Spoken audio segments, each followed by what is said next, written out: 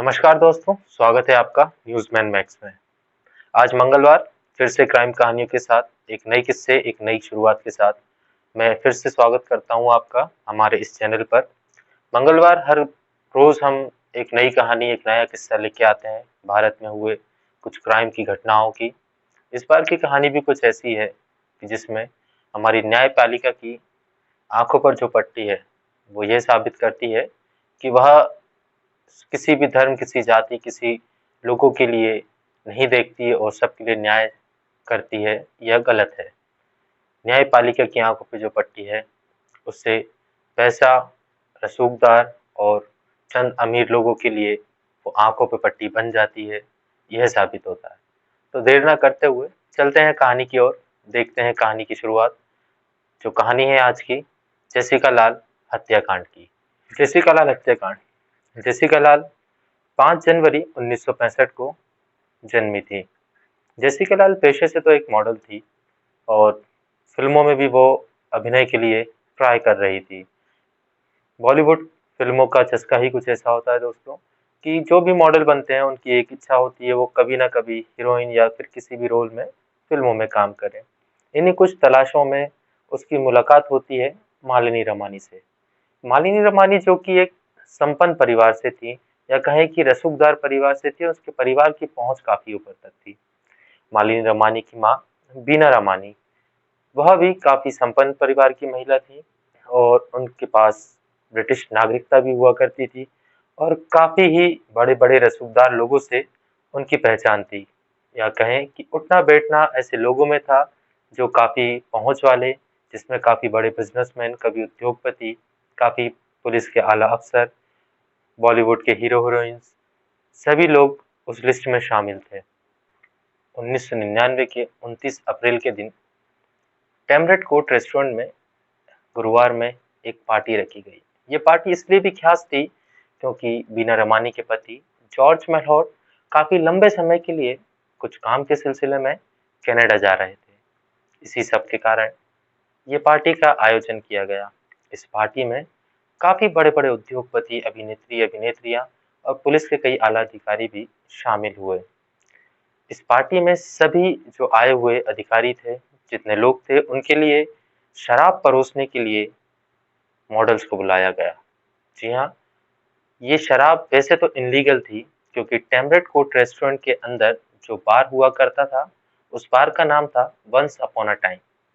Once upon a time bar के अंदर शराब परोसना पूरी तरह से इनलीगल था क्योंकि बीना रमानी के पास शराब परोसने का कोई लाइसेंस नहीं हुआ करता था और लाइसेंस ना होने के बाद भी ये शराब परोसी जा रही थी क्योंकि सिर्फ और सिर्फ रसूख और अपने पावर की वजह से, क्योंकि बीना रमानी की पहचान कुछ ऐसे लोगों के पास थी जो अपने आप में काफी पहुंच रखते थे। इसी वजह से ये सारा गोरख धंधा, ये सारा काला काम खुलेआम चल रहा था। किसी की भी पहुंच नहीं थी कि वो इस काम को रोके और निरंतर बिना रमानी के टेमरेट कोर्ट रेस्टोरेंट के once upon a time bar के अंदर शराब परोसी जा रही थी। 29 अप्रैल की रात को भी शराब परोसने के लिए कई मॉडल्स को बुलाया गया। उन्हीं में से एक थी जेसिका लाल। जेसिका लाल को भी शराब परोसने के लिए इस पार्टी में बुलाया गया था। जेसिका लाल के साथ एक और मॉडल थे, शाइन मुंशी। शाइन मुंशी भी पेशे से मॉडल थे और वह भी भारतीय सिनेमा में काम की तलाश कर रहे थे। पार्टी 8 बजे शुरू हो चुकी थी और कहा यह भी जाता है कि इस पार्टी के अंदर उस वक्त दिल्ली पुलिस के एक बहुत ही आला अधिकारी भी शामिल हुए थे, मगर इस हत्याकांड के होने के पहले ही वो उस पार्टी को छोड़ के जा चुके थे। पार्टी शुरू हुई, सभी लोग खूब एंजॉय कर रहे थे, सभी नाच गा रहे थे और शराब पीते हुए पार्टी का आनंद ले रहे थे। रात के 12:30 हो गए थे और पार्टी खत्म होने की कगार पे थी कि तभी टेमरेट कोर्ट रेस्टोरेंट के थर्सडे स्पेशल नाइट में 4 नए लोगों की एंट्री होती है। ये चारों एक साथ आए थे। इनमें से एक था सिद्धार्थ वशिष्ठ उर्फ मनु शर्मा। मनु शर्मा हरियाणा के दिग्गज कांग्रेस नेता विनोद शर्मा का बेटा था। दूसरा था विकास यादव। विकास यादव यूपी के बाहुबली नेता डीपी यादव का बेटा था। तीसरा था अमरदीप सिंह गिल उर्फ टोनी। चौथा था अमरदीप सिंह गिल का सहयोगी आलोक खन्ना। मनु शर्मा को 29 अप्रैल की रात को अपनी मां के साथ चंडीगढ़ निकलना था, मगर वह चंडीगढ़ न जाके दिल्ली में ही रुक गया। वह रात 10 बजे अमरदीप सिंह गिल के फ्रेंड कॉलोनी स्थित उसके घर पहुंच गया। उस घर में अमरदीप के अलावा मनु शर्मा के साथ विकास यादव और आलोक खन्ना थे। चारों ने वहां पहले खूब शराब पी, उसके बाद अलग अलग कारों में बैठ के टेम्बरेट कोर्ट रेस्टोरेंट पहुंच गए। मनु शर्मा पहले भी उस रेस्टोरेंट में आया जाया करता था और उसे थर्सडे स्पेशल नाइट के बारे में पूरी जानकारी थी। इस बार भी वहां जाने का उसी का प्लान था। वह अपने दोस्तों के साथ वहां पहुंचा, जहां पर शाहिन मुंशी और जेसिका लाल बारटेंडरिंग कर रहे थे। वहां पहुंच के उन्होंने शराब मांगी, मगर मेहमानों की ज्यादा तादाद की वजह से वहां पर शराब खत्म हो चुकी थी। तो जेसिका लाल ने मनु शर्मा से बड़े प्यार से, बड़े पोलाइट स्वभाव से कहा कि शराब खत्म हो चुकी है, मगर किसी दिग्गज कांग्रेस नेता या कहें किसी दिग्गज नेता का बेटा होने का क्या फायदा, जब एक बार टेंडरिंग करने वाली लड़की उसको शराब परोसने से मना कर दे। उसने अपनी जेब से 1000 का नोट निकाला और जेसिका लाल की तरफ बढ़ाते हुए कहा, शराब परोसें और 1000 रुपए रख लो। मगर जेसिका ने फिर से उसे प्यार से दोबारा बोला कि शराब खत्म हो चुकी है, शराब अब परोसी नहीं जा सकती है। अब उसका जो गुस्सा था मनु शर्मा का, वह और बढ़ गया, क्योंकि एक लड़की ने उसे शराब देने से मना कर दिया, क्योंकि वो पहले से ही नशे में था, और दूसरा उसके दोस्त भी उसके साथ खड़े थे जिन्हें वो खुद लेके आया था। उसे इतना गुस्सा आया कि उसने अपनी .22 बोर की रिवॉल्वर निकाली और जेसिका को डराने के लिए उसने जस्ट ऊपर हवा में एक फायर कर दी, और उसके बाद उसने जेसिका से फिर से कहा उसे शराब परोसे। जेसिका ने फिर से उसे शराब परोसने से मना कर दिया।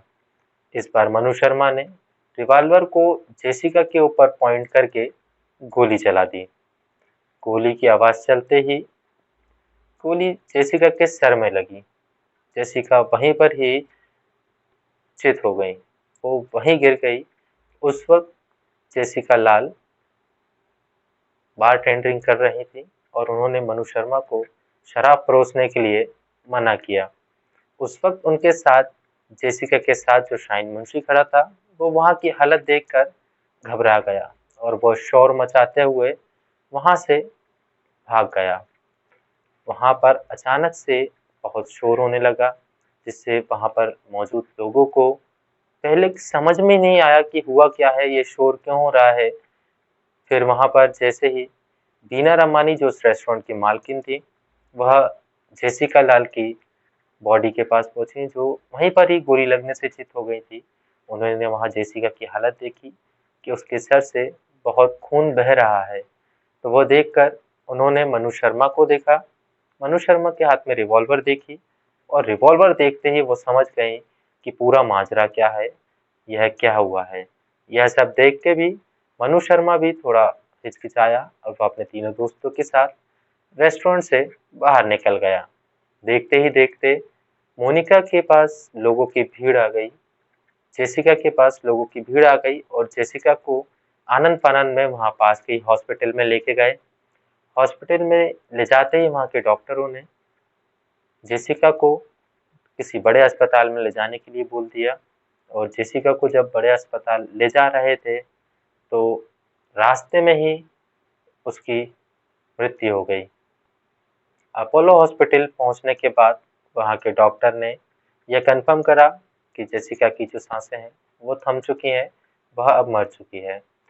वहीं दूसरी तरफ मनु शर्मा रेस्टोरेंट से निकलकर दोस्तों को छोड़ के पैदल ही निकल गया। रास्ते में उसने अपनी रिवॉल्वर को एक जगह गाड़ दिया। कुछ देर बाद वह अपने तीनों दोस्तों से फोन पे बात करके चारों एक जगह पर फिर से मिलते हैं। वहां से चारों दोस्त रात बिताने के लिए विकास यादव के गाजियाबाद वाले बंगले की तरफ जाते हैं। गाजियाबाद निकलने से पहले मनु शर्मा अपने एक दोस्त अमित झिंगन को उस जगह ले गया जहां उसने अपनी रिवॉल्वर छुपाई थी। वहां उसने अमित झिंगन से कहा कि वह इस रिवॉल्वर को नष्ट कर दे ताकि रिवॉल्वर किसी के पास सबूत के तौर पर न लगे। गाजियाबाद में रात बिताने के बाद मनु शर्मा, विकास यादव, अमरदीप सिंह गिल और आलोक खन्ना वहां से निकल गए और मामला शांत होने के इंतजार में किसी जगह जाके छुप गए। इधर दिल्ली के टैमरिंड कोर्ट रेस्टोरेंट में हाई क्लास लोगों की पार्टी में एक मशहूर मॉडल की कत्ल के बाद लोगों के बीच आग की तरह फैल गई। लोगों ने जेसिका लाल केस को अपने हाथों में लिया और दोषियों की खोज में लग गई। पुलिस 4 मई को अमरदीप सिंह गिल और टोनी को गिरफ्तार करने में कामयाब हुई और फिर 6 मई को मनु शर्मा ने भी चंडीगढ़ की एक अदालत के सामने सरेंडर कर दिया। 8 मई को पति पत्नी जॉर्ज मेलॉट और बीना रमानी और उनकी बेटी मालिनी रमानी को भी गिरफ्तार कर लिया गया। पुलिस ने उन तीनों पर टैमरेट कोर्ट रेस्टोरेंट में अवैध बार चलाने का आरोप लगाया। बीना रमानी ने अपनी सफाई में पुलिस को बताया कि 29 अप्रैल को रात टैमरेट कोर्ट रेस्टोरेंट में जो पार्टी हुई थी वह एक प्राइवेट पार्टी थी, जबकि सही मायने में ऐसा था ही नहीं। बीना रमानी के इस रेस्टोरेंट में कोई भी जा सकता था, बशर्ते वह बहुत ही रसूख वाला, बहुत पैसे वाला इंसान होना चाहिए था। उस रेस्टोरेंट में अगर किसी को भी शराब पीनी होती थी तो उसके लिए उसे रेस्टोरेंट से एक गुप्त कूपन खरीदना पड़ता था। हत्या वाली रात मनु शर्मा और उसके दोस्तों ने भी वह गुप्त कूपन खरीदे थे। बीना रमानी के ऊपर सबूतों को नष्ट करने के भी आरोप लगे। कहा गया कि उसने बार से जेसिका लाल के खून को साफ करवा दिया था। बीना रमानी के पास ब्रिटिश नागरिकता, मालिनी रामनी के पास अमेरिकी नागरिकता और जॉर्ज मेलॉट के पास कनेडियन नागरिकता होने के कारण तीनों को अदालत से जल्दी जमानत मिल गई, मगर तीनों के पासपोर्ट जब्त कर लिए गए। पुलिस ने उस अमित झिगन को भी वसंत कुंज से गिरफ्तार कर लिया जिसने मनु शर्मा की रिवॉल्वर को नष्ट किया था। 19 मई को विकास यादव ने भी दिल्ली पुलिस के मुख्यालय जाकर सरेंडर कर दिया, पर अपने सरेंडर से पहले ही विकास यादव ने बड़ी होशियारी से मिजोरम जाकर वहां की अदालत से अग्रिम जमानत ले ली थी। उन अग्रिम जमानतों के दम पर उसने पुलिस को झुकाकर अपने आप को रिहा करवा लिया। पर 30 मई को पुलिस ने फिर से विकास यादव को दोबारा गिरफ्तार कर लिया। इसी बीच आलोक खन्ना भी पुलिस के हत्थे चढ़ गया, जिन्होंने दोषियों को छिपाने, भगाने और रहने की जगह दी थी। उन लोगों की भी गिरफ्तारियां हुई और उनके खिलाफ अदालत में मुकदमे भी चले। इनमें से एक नाम था क्रिकेटर युवराज सिंह के पिता योगराज सिंह का। 3 अगस्त 1999 को दिल्ली पुलिस ने अपनी चार्जशीट दाखिल की। 6 साल तक कोर्ट में मुकदमा चलता रहा और अंततः 21 फरवरी 2006 को जेसिका लाल हत्याकांड मामले पर दिल्ली की निचली अदालत ने अपना फैसला सुनाया। सभी दोषियों को बरी कर दिया गया, जबकि मनु शर्मा के खिलाफ 302 का मुकदमा दर्ज किया गया और बाकियों के खिलाफ सबूत मिटाने, साथ देने और दोषियों को रहने की जगह देने के आरोप लगे थे। फिर भी आरोपियों को अदालत ने रिहा कर दिया। अदालत के इस फैसले के बाद अखबार में एक खबर छपी, नो वन किल्ड जेसिका। सबके मन में यह सवाल था कि आखिर जेसिका को मारा किसने। सब कुछ इतना साफ होते हुए भी दोषी आजाद कैसे हो गए, इसका कारण भी सबको पता था। पैसा, पुलिस और रसूखदारों की मिलीभगत। 29-30 अप्रैल 1999 की दरमियानी रात रेस्टोरेंट के अंदर 100 लोग मौजूद थे और उनमें से कईयों ने अपने बयान में जेसिका के मर्डर का दोषी मनु शर्मा को माना, पर कोर्ट में जाते ही वो सब पलट गए। यहाँ तक कि पार्टी किस में जो बारटेंडिंग कर रहा था शाहिद मुंशी, वो भी अपने बयान से मुकर गया। उसने पुलिस को लिखित में बयान दिया था कि मनु शर्मा ने उस रात 2 बार गोली चलाई, पहली गोली छत की तरफ और दूसरी गोली जेसिका पर चलाई। उसने बयान में यही बताया था कि मनु शर्मा ने ही जेसिका लाल की हत्या की है। उस लिखित बयान पर शाहिद मुंशी ने अपने हस्ताक्षर भी किए थे। शाहिद मुंशी जब कोर्ट में पहुंचा तो उसने वहां पर एक अलग ही कहानी बना दी। कोर्ट में सुनवाई के दौरान शाहिद मुंशी ने कहा कि उस रात बार में मनु शर्मा ने केवल एक ही बार गोली चलाई थी, वो भी छत की ओर। उसने कोर्ट में कहा कि जेसिका लाल पर गोली किसी और ने चलाई थी। उसने गोली चलाने वाले का एक आदमी का हुलिया भी बता दिया। एक नई कहानी की वहां से रचना हो गई। उससे जब कोर्ट ने पूछा उसके बयान के ऊपर जो उसने हस्ताक्षर किए हैं उसके बारे में पूछा गया, तो उसने कहा कि उसे हिंदी आती ही नहीं है। उसे पता ही नहीं था कि उसने किस पे साइन कराए पुलिस ने और क्या लिखा हुआ है उसमें। उसके इस नई कहानी दो बंदूकों की वहां सर एक नया ही मोड़ ले लिया और फॉरेंसिक रिपोर्ट ने भी यह सिद्ध कर दिया कि हाँ, उस रात दो अलग अलग बंदूकों से गोलियां चली थी। मतलब फॉरेंसिक रिपोर्ट भी खरीद ली गई थी। पुलिस को वह बंदूक कभी नहीं मिली जिससे जेसिका लाल की हत्या हुई थी। कोर्ट में सारे गवाह भी पलट गए। ऐसे में कोर्ट को दोषियों को बरी करना पड़ा। बकायदा निचली अदालत ने दिल्ली पुलिस की जांच पर सवाल उठाते हुए कहा कि दिल्ली पुलिस ने जेसिका लाल केस में ईमानदारी नहीं दिखाई और उसने दोषियों के हित में काम किया, उन्हें बचाने का काम किया। उस समय के दिल्ली पुलिस कमिश्नर को मीडिया के सामने इस बात पर सफाई देनी पड़ी। उन्होंने मीडिया से कहा कि दोषी कोई भी हो, उसे बख्शा नहीं जाएगा। दिल्ली पुलिस ने मार्च 2006 में निचली अदालत के फैसले को हाई कोर्ट में याचिका लगा दी। पूरा देश जान चुका था कि दोषी केवल बड़े बाप की औलाद होने के कारण ही आजाद घूम रहे हैं। जेसिका लाल की बहन शबरीना लाल ने निचली अदालत के इस फैसले के खिलाफ अपनी कड़ी प्रतिक्रिया दी। अपनी बहन को इंसाफ दिलाने के लिए सबरीना लाल ने कभी भी हाथ नहीं छोड़े, ना ही घुटने टेके। वह अपनी बहन को न्याय दिलाने के लिए अकेले ही रसूखदारों से लड़ती रही। देश की जनता और सिर्फ मीडिया इस लड़ाई में उनके साथ खड़ी रही। किसी की सरेआम हत्या करने के बाद भी लोग आराम से घूम रहे थे। उन्हें देख के लोग गुस्से में फूट पड़े। सभी सिस्टम के विरोध में सड़कों पर आ गए। जेसिका लाल को न्याय दिलाने के लिए कैंडल मार्च होने लगे। लोग रोडों पे आके धरना प्रदर्शन करने लगे। इसी सब में हजारों लोगों के रोड पे आने से काफी वर्षों से न्याय तलाश रही प्रियदर्शनी की मट्टू मर्डर केस में एक नई जान फूंक दी। उस समय की मीडिया ने जेसिका लाल केस में जबरदस्त काम किया। तहलका मैगजीन ने कई स्टिंग ऑपरेशन किए। इस स्टिंग ऑपरेशन में एक पत्रकार ने अपने विदेशी महिला सहयोगी के साथ एक जूहू के एक होटल में शाहीन मुंशी से मिलने पहुंचे। तहलका महल के पत्रकार ने अपने सहयोगी को शाहीन मुंशी से मिलवाया और कहा कि यह महिला ब्रिटिश फिल्म निर्माता है और वह एक इंडो ब्रिटिश फिल्म बनाना चाहती हैं। शाहीन मुंशी ने सोचा यह उसके लिए एक सुनहरा अवसर है। वह उस काम को पाने के लिए उत्सुक हो गया, उसकी लालसा जाग गई। वह पत्रकार ने कहा कि यह फिल्म हिंदी में है और आपको हिंदी आती नहीं है, फिर आप कैसे करेंगे? फिर तो शाहीन मुंशी ने ताबड़तोड़ हिंदी बोलना चालू कर दी। एक के बाद हिंदी सिनेमा के डायलॉग, एक के बाद एक शुद्ध हिंदियों के शब्द उसने एक साथ बोल दिए, जबकि उसने कोर्ट में कहा था कि उसे हिंदी आती ही नहीं है। शाहीन मुंशी की यह काबिलियत कैमरे में रिकॉर्ड हो गई।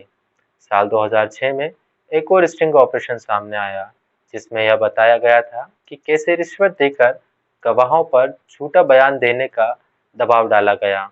रिश्वत खिलाने के मामले में मनु शर्मा के पिता विनोद शर्मा का नाम मुख्य रूप से सामने आया।